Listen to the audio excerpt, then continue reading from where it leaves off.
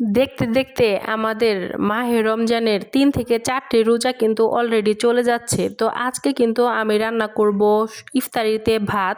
আর এই ভাতের সাথে কিন্তু আজকে আমি শাক রান্না করতেছি, করলা ভাজি, আর এখানে দেখতে পাচ্ছেন চিকেন উইংস। তো হ্যালো এভরিওয়ান, আসসালামু আলাইকুম। যেখান থেকে আমার ভিডিওটি দেখছেন আশা করি আপনারা অনেক ভালো আছেন। আলহামদুলিল্লাহ, আল্লাহর রহমতে আমি বেশ ভালো আছি। তো দেখতেই পাচ্ছেন এখানে কিন্তু চিকেন উইংস। তো চিকেন উইংসটাকে কিন্তু খুব ভালোভাবে আমি পরিষ্কার করে নিয়েছি। তো এখন রান্না করব। আর আজকে কিন্তু আমি ইফতারিতে কোনো মুড়ি আইটেম করি নাই। ইফতারিতে আমি আজকে ভাত আইটেম করছি। তো ভাত খেলে কিন্তু শরীরটা অনেকটা ঠান্ডা থাকে, সেই জন্য প্রতিদিনই আসলে মুড়ি খাইতে তেমন একটা ভালো লাগে না, সেই জন্য আজকে আসলে মুড়ি খাবো না, আজকে ভাতটাই মানে রাখছি। আর ভাত খেতে কিন্তু ভালোই লাগে রোজার মানে সারাদিন রোজা রাখার পরে ইফতারিতে। তো কারা কারা এরকম আমার মতো ভাত দিয়ে ইফতারি করছেন অবশ্যই কমেন্ট করে জানায়েন। তো আমি কিন্তু আসলে মাঝে মাঝে ভাত দিয়ে ইফতার করি, সবসময় আসলে মুড়িটা ভালো লাগে না, যার কারণে ভাত দিয়ে মাঝে মাঝে ইফতার করি। খিচুড়ি, তারপরে বিরিয়ানি, মানে এক এক সময় এক একটা দিয়ে আসলে ইফতার করতে ভালো লাগে। মাঝে মাঝে রুটি, নান রুটি, তারপরে মুরগির আইটেম, মানে এই ধরনের আর কি, মানে বিভিন্ন আইটেমের খাবার দাবার ভালো লাগে রোজা রেখে। এদিকে আমি চিকেন উইংসটাকে কিন্তু খুব ভালোভাবে ধুয়ে নিয়েছিলাম, তারপরে কিন্তু এখানে সব মশলা একসাথে দিয়ে দিলাম। মশলাটা এখন ভালোভাবে কষানোর পালা। কষানো হয়ে গেলে কিন্তু আমি মুরগির মাংসটা দিয়ে দিব। আর আজকে কিন্তু মুরগির মাংসটা আমি সাথে কিন্তু আলু দিয়ে দিয়েছি। আলুটাকে কিন্তু একদম সুন্দর করে মানে ভর্তা ভর্তা করে তারপরে এটাকে সাথে মিক্স করে নিব আর কি। তো এরকম করে কখনো ট্রাই করি নাই, আজকে ট্রাই করব। এখানে কিন্তু চিকেন উইংস আর মুরগির পা আছে, তো দুইটা মিক্স করে রান্না করতেছি।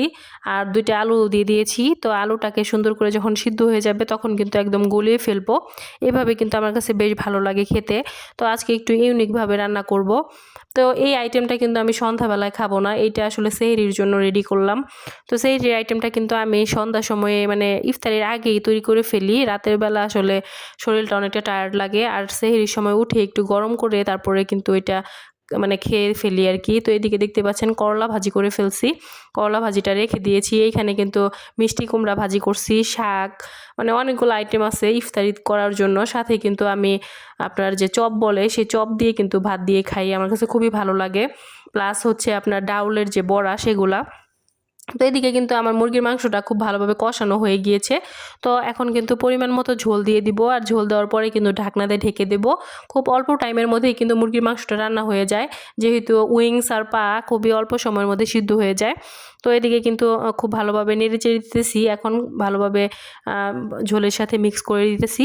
তো ঢাকনা দিয়ে ঢেকে দেব, আর অল্প কিছুক্ষণের মধ্যেই কিন্তু রান্নাটা হয়ে যাবে। তো এইভাবে কিন্তু ঝটপট রান্না করে ফেলি আমি আসলে ইফতারির আগেই, মানে রাতের সেহরির প্লাস ইফতার সব কিছু একসাথেই রান্না করি আমি। তো যেদিন আসলে মুড়ি খাবো সেদিন কিন্তু এত মানে প্যারা নাই, আর যেদিন আসলে মুড়ি না খাই সেদিন একটু মনে হয় বেশি রান্না করতে হয়, যেহেতু ভাত দিয়ে ইফতার করি সেই জন্য। তো আজকের দেখতে পাচ্ছেন আমার রেসিপিটি একদমই কিন্তু কমপ্লিট। আমি কিন্তু আলুগুলাকে খুব ভালোভাবে গলিয়ে ফেলছি, আর এটা কিন্তু একদম মাখো মাখো টাইপের হবে তরকারিটা, মানে মুরগির।